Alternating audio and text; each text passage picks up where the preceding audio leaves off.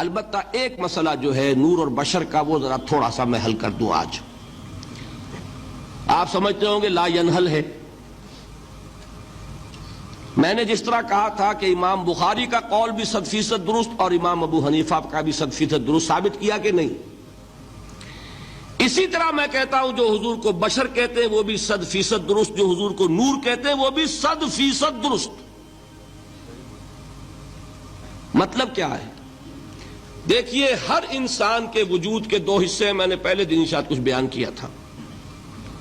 ایک خاکی وجود، اور اینیمل بینگ جو حیوان ہے ہمارا، ایک وہ روح ربانی جو اس میں پھونکی گئی. آدم میں جب وہ روح پھونکی گئی تب وہ مسجود ملائک بنے.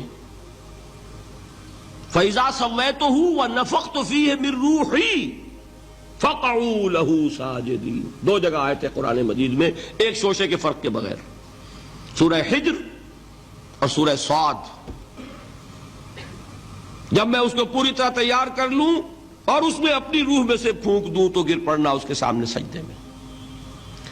ہمارا جو خاکی وجود ہے وہ ظلمانی ہے، اور جو ہمارا روحانی وجود ہے وہ نورانی ہے. اس کی نسبت کس سے ہے؟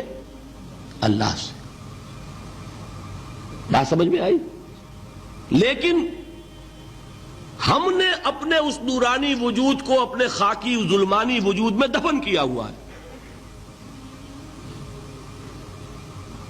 اور محمد الرسول اللہ صلی اللہ علیہ وسلم کا وہ نورانی وجود آپ کے اس خاکی وجود پر اس درجے غالب تھا کہ وہ خاکی وجود معدوم کے درجے میں ہے، لیکن وہ حضور صلی اللہ علیہ وسلم پر اثر انداز نہیں ہو سکتا.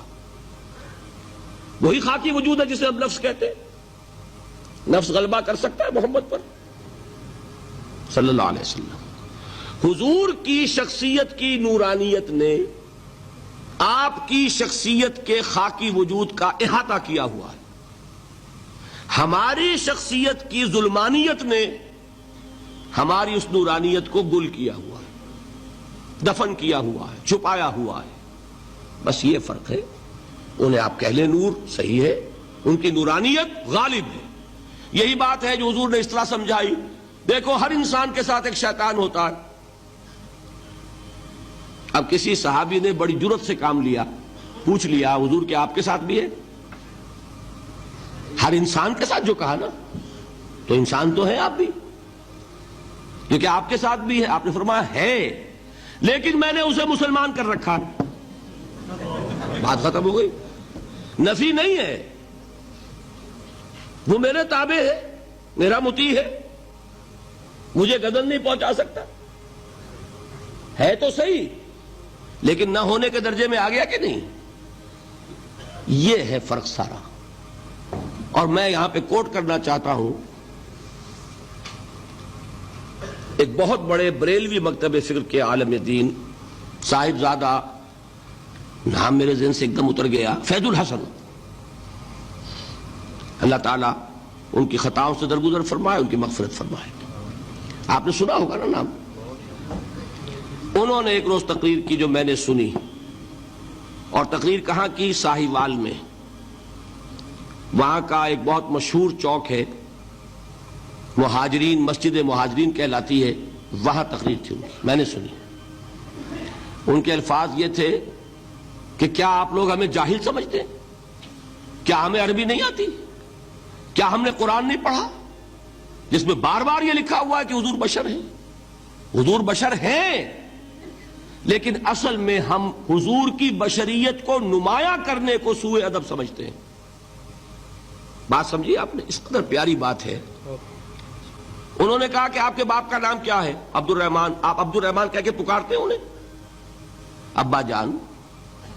ابھی آپ نے وہ آیات سنی، حضرت ابراہیم نے اپنے مشرک باپ کو یا ابت ہے، یا ابت ہے، بڑا پیارا ترجمہ کیا.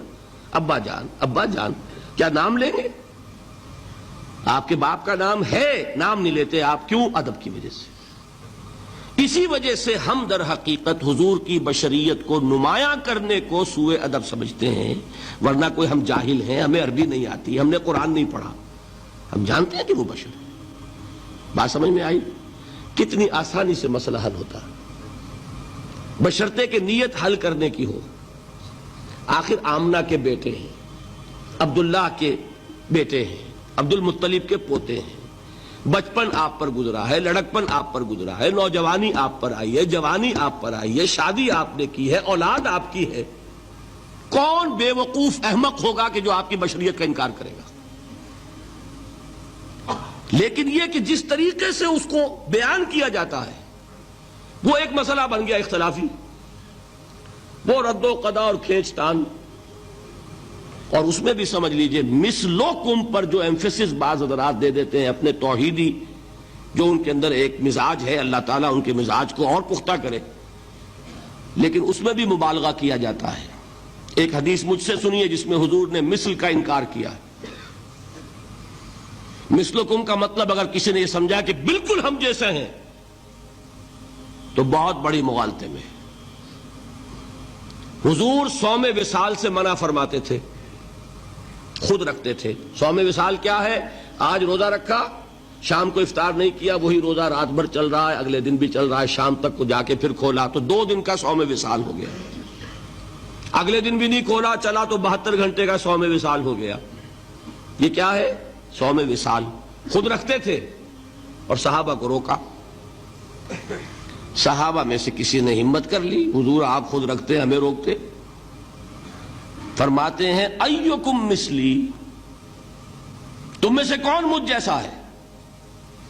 ابھی تو عند ربی، میں تو اپنے رب کے پاس رات گزارتا ہوں، ہوا یطعمنی ویسقین، وہ مجھے کھلاتا ہے پلاتا ہے۔ بتائیے کون ہے جو اس کا دعویٰ کرے گا؟ حضور کے خصائص ہیں۔ حضور خود فرماتے ہیں تم صرف سامنے سے دیکھتے ہو، میں پیچھے سے بھی دیکھتا ہوں۔ کہاں ہوا وہ مثلیت؟